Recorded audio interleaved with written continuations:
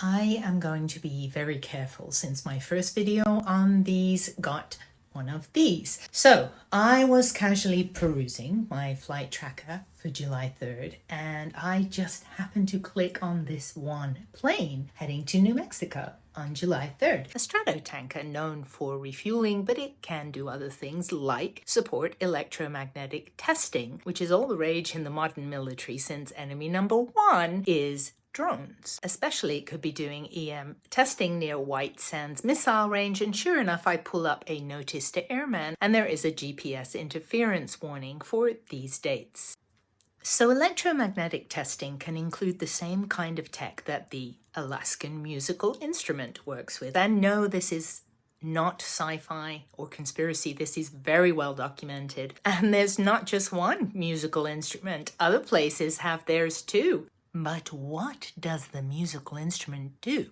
It sends focused radio waves into the ionosphere. That is the layer of the atmosphere that affects GPS, satellite signals, radio waves, which is why I love learning about it, and sometimes even weather indirectly. The military studies this layer because controlling or jamming signals obviously gives a tactical edge.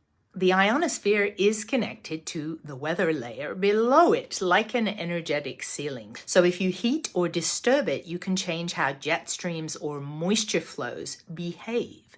That doesn't mean you can create a storm, but you can nudge one or stall or intensify a storm. Just look at how long this has been going on. And here's what most people don't realize. When you inject energy into the ionosphere, it doesn't just disappear. It lingers and creates localized heating, which in turn creates gravity waves. And those can move downward into the stratosphere and troposphere where weather is forming. Those waves can affect storms days later, and that's not speculation. This is shown in peer-reviewed studies like Prickrill et al., which linked auroral disturbances to floods days later. Let's look at a possible connection. Solar activity can affect storms days later.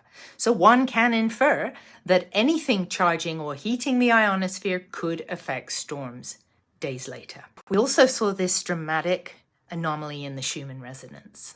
I've done videos on that, see my playlist. This does not match normal, typical Schumann patterns, and it is within the operational window of the GPS disruption we saw in the notice to airman. And the timing midnight to 4 a.m., that's not Mother Nature timing, but it kind of is the military. Here's where I get some major anxiety. I follow the plane, and it's circling exactly over Ruidoso.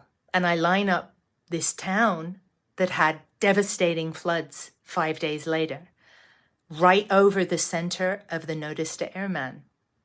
This is the location where the flood happened, right in the center of this electromagnetic testing. I am not saying this flight caused this historic catastrophic flood, but could the experiments happening in our skies unintentionally shift the balance down here?